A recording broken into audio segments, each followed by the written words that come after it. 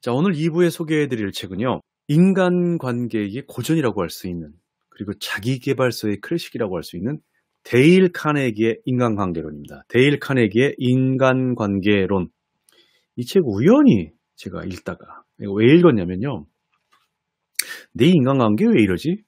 이런 생각이 어느 날 들어서 인간관계론이라는 책을 사서 읽어봤더니, 이야, 책이 정말 괜찮은 거예요. 그래서 그 중에 몇 대목을 여러분과 함께 공유하기 위해서 이렇게 오늘 가지고 나와봤습니다. 먼저 지은이 데일 카네기에 대해서 말씀드립니다. 1888년 미주리주 메리빌에 있는 한 농장에서 태어났다.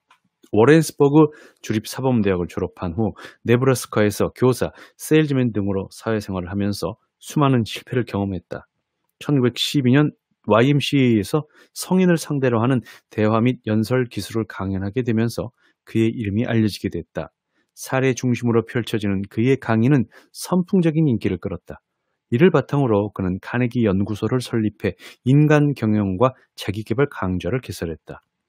카네기는 최고의 처세 컨설턴트로서 복잡한 인간관계에서 나타나는 심리와 스트레스를 분석해서 인간관계론과 자기관계론을 체계화시켰다.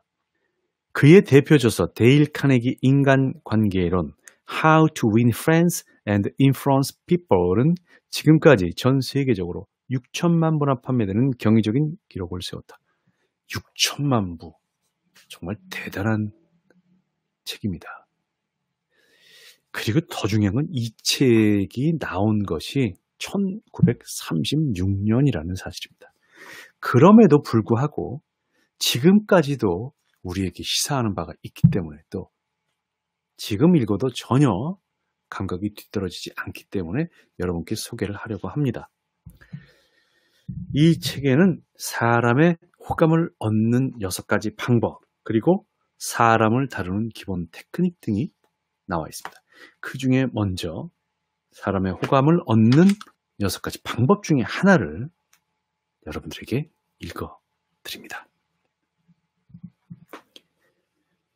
코닥사의 설립자인 조지 이스트먼은 현존하는 세계 최고의 사업가로서 영화 촬영을 가능하게 만들어준 투명 필름을 발명해 수억 달러를 벌어들였다. 하지만 이런 놀라운 업적에도 불구하고 그 역시 여러분이나 나와 마찬가지로 인정받기를 갈구했다. 이스트먼은 로체스터에 이스트먼 음악학교를 지으면서 그 안에 모친을 추모하기 위한 연주회장인 킬번 홀을 지으려고 했다. 뉴욕에 있는 슈피리어 의자 회사의 사장 제임스 애덤스는 그 연주회장에 들어가는 의자를 공급하고 싶었다. 건축가에게 부탁해 애덤스는 로체스터에서 이스트먼을 만날 약속을 얻어냈다. 애덤슨이 도착하자 건축가가 이렇게 얘기했다. 이번 계약을 꼭 따고 싶은 건 압니다만 이것만은 지금 꼭 말씀드려야겠네요. 만일 5분을 넘기면 계약을 따낼 수 있는 희망은 전혀 없다고 봐야 합니다. 이스트먼 씨는 무척 바쁜데다가 규정을 굉장히 따지는 사람이기 때문입니다. 그러니까 하고 싶은 얘기를 짧게 얘기하고 나오십시오. 애덤스는 그렇게 하겠다고 마음먹었다.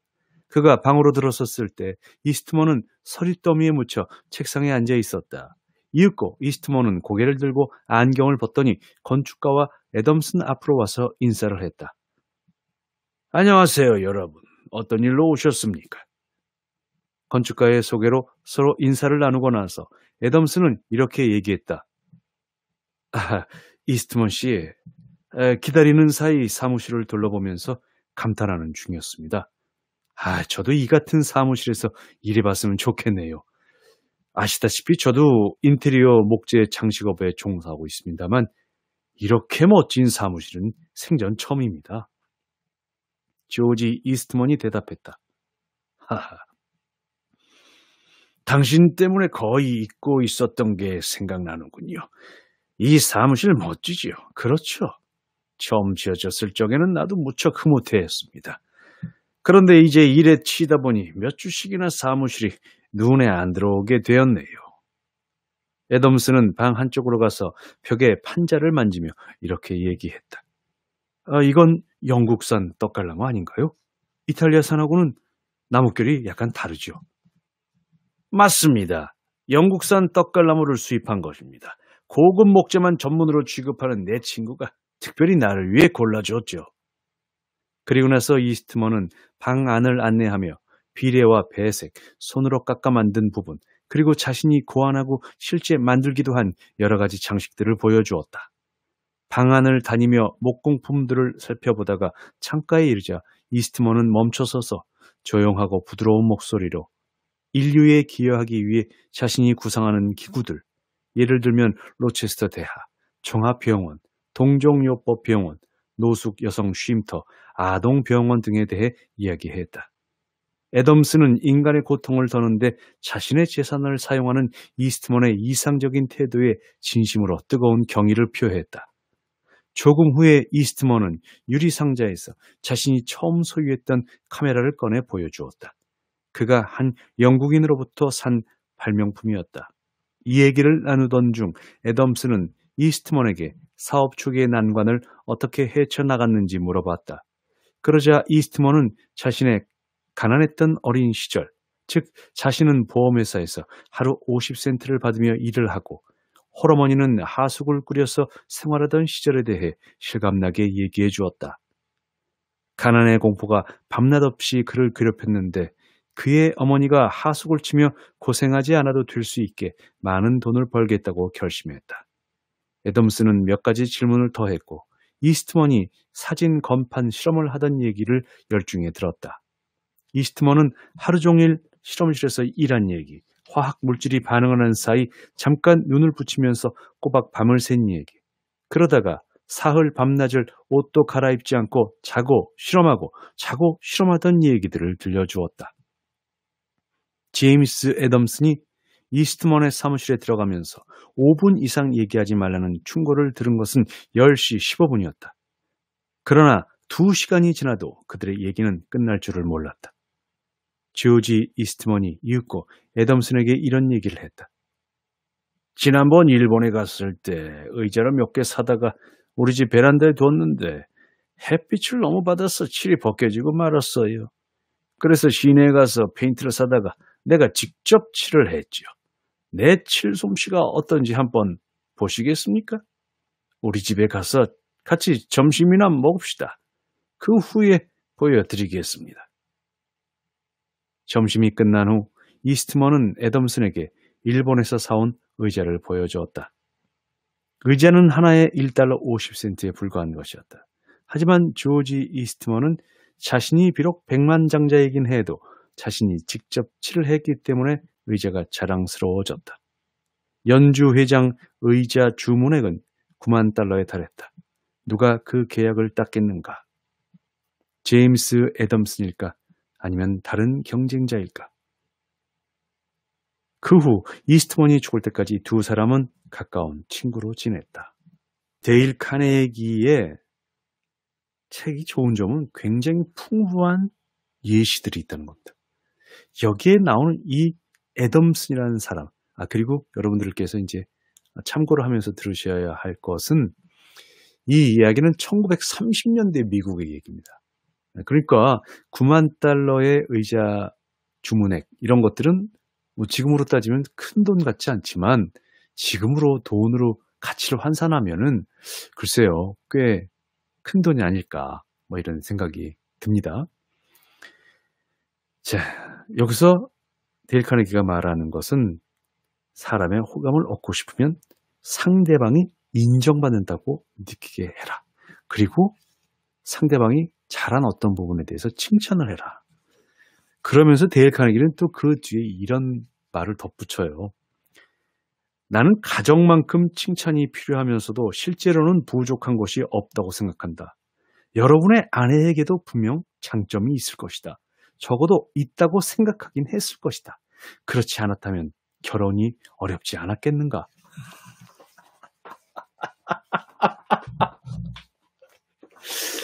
데일 카네기 아저씨 재밌는 분이셔요. 그죠? 네. 재밌어. 여러분 어떻게 생각하십니까? 이 조지 이스트먼하고 애덤슨이라는 사람. 그러니까 조지 이스트먼이 그 코닥사를 설립한 사람이에요. 그래서 이제 영화 필름을 만들어서 엄청나게 떼돈을 번 뭐 그 당시 갑부였는데 이제 음악홀을 지어야 되고 그 음악홀에는 의자가 얼마나 많이 들어가겠습니까? 서로 그걸 따내려고 수주하려고 얼마나 경쟁이 치열했겠어요. 그런데 이 애덤슨이라는 사람은 그걸 따냈죠. 어떻게? 우리 회사 의자가 좋습니다. 한번 믿고 써보세요. 이런 말 한마디도 안 하고 그냥 사무실이 멋지네요. 이것부터 시작했어요. 글쎄요. 이건 운이라고 해야 할까요? 아니면 데일 카네기가 말하는 어떤 정말 인간관계론의 하나일까요? 사람의 호감을 얻는 6가지 방법 중에 하나. 그 사람이 인정받고 있다고 생각하게 만들어라. 자, 그 다음 또 사람의 호감을 얻는 방법 중에 하나를 읽어드립니다. 사람들에게 깊은 관심을 가지는 것은 시어도어 루스벨트 대통령이 엄청난 인기를 누린 비결이기도 하다. 하인에게는 존경할 만한 위인이 없다지만 그의 경우에는 하인들조차 그를 사랑했다. 그의 하인이었던 제임스 아모스는 시종의 영웅인 루스벨트 대통령이란 책에서 다음과 같은 감동적인 일화를 전하고 있다. 언젠가 내 아내가 대통령께 메추라기에 대해 여쭤봤습니다.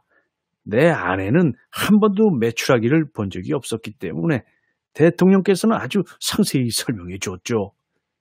얼마 지나지 않아서 우리가 사는 오두막으로 전화가 왔습니다. 저와 저희 아내는 오이스터 베이에 있는 대통령 관저 안에 조그만 집에 살고 있었거든요. 아내가 전화를 받았는데 대통령께서 직접 거신 전화였습니다. 대통령께서 말씀하시기를 지금 우리가 사는 집 창밖에 메추라기가 있으니까 메추라기를 보고 싶으면 창밖을 내다보라는 얘기를 하기 위해 전화를 주셨다는 겁니다. 대통령은 이렇게 세심하게 챙겨주시는 분이셨습니다. 대통령께서 우리 집 근처를 지나가실 때면은 우리가 눈에 띄지 않더라도 이렇게 우리를 부르곤 하셨어요. 여 애니, 여 제임스. 지날 때마다 이렇게 친근하게 우리 이름을 불러주셨죠. 고용인들이 이런 사람을 어떻게 좋아하지 않을 수 있겠는가? 이런 사람을 좋아하지 않을 사람이 어디 있겠는가? 어느 날 루스벨트가 백악관에 들렀는데 마침 태프트 대통령 내외는 자리에 없었다. 그는 예전에 자기를 모시던 백악관의 모든 하인들에게 이름을 불러가며 인사말을 건넸다. 그 중에는 부엌에서 식기를 닦는 하녀까지 포함되어 있었다. 이런 행동은 그가 평범한 사람들에게 얼마나 진실한 애정을 품고 있었는지 보여준다. 이때 일을 아치 버튼은 이렇게 적고 있다. 루스벨트는 부엌에서 일하는 하녀 앨리스를 보자 아직도 옥수수빵을 만드냐고 물어봤습니다. 앨리스가 아직도 빵을 만들긴 하는데 시종들만 먹지 다른 분들은 드시지 않는다고 대답했죠. 그랬더니 루스벨트 대통령께서 큰 소리로 이렇게 얘기했어요. 그 사람들 마시는 게 뭔지 모르는 사람들이로군. 대통령을 만나면 그렇게 얘기하겠네. 루스벨트 전 대통령께서 사무실로 가려고 하자 앨리스가 쟁반에 빵 한 조각을 담아왔죠. 루스벨트는 그 빵을 먹으면서 사무실로 걸어갔어요. 가는 길에 정원사와 일꾼들을 만나면 그들에게 인사도 건넸지요. 루스벨트 전 대통령은 사람들에게 전에 하던 것과 조금도 다름없이 말을 건넸어요. 그들은 아직도 그 일에 대해 얘기를 합니다. 아이크 후보 같은 친구는 눈물을 글썽이며 이렇게 말했어요. 최근 2년 사이에 그날이 유일하게 행복한 날이었습니다. 수만금을 준다고 해도 그날과 바꿀 사람은 아무도 없을 것입니다. 내용이 뭐냐면요. 시어도어 루스벨트 다음 대통령이 태프트 대통령이거든요. 근데 백악관에서 일하던 사람들은 그대로 있는 거죠. 이 전직 대통령으로서 백악관을 방문을 했는데 그 태프트 대통령은 글쎄요. 이렇게 아랫사람들에게 시어도어 루스벨트 대통령만큼 그렇게 살갑게 대하지는 않았나 봐요. 예. 빵을 안 먹는다고 한여가 만든 빵을. 그래서 루스벨트 대통령이 이 사람들이 뭐 맛을 모르는 사람들이네 그러면서 먹고 내가 그 태프트 대통령한테 말할게 이렇게 얘기를 했다는 거 보면은 정말 왜 시어도어 루스벨트 대통령이 미국에서 정말 가장 존경받는 인물 중에 한 사람이었는지를 알게 됩니다. 오늘도 함께 해주신 명로진 TV 청취자 여러분 대단히 감사드립니다.